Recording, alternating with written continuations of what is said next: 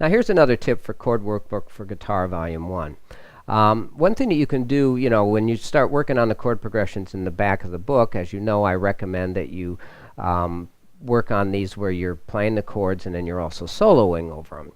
And one way that you could solo over those is to just start soloing with chord tones, and just take and learn some simple little arpeggios, just 4-note arpeggios for each chord, and try to get so that you can first just go from one arpeggio to the next in root position. So let's say the first two chords were C7 to F7. You'll play C, E, G, and B flat for the first chord, then go to F, A, C, and E flat for the next chord. And just find that on your instrument. Yeah, if you're playing guitar, find that on guitar and just play that and work through a few chords.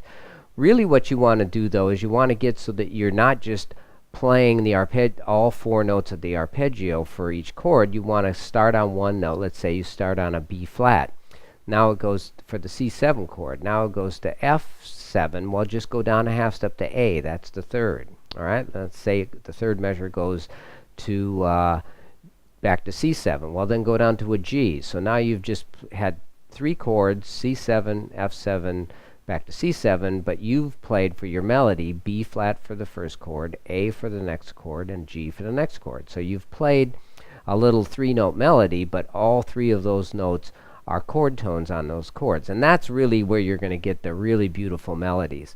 Because if you can learn to play with just chord tones through these chord progressions, you're going to see that you can just create the most beautiful melodies.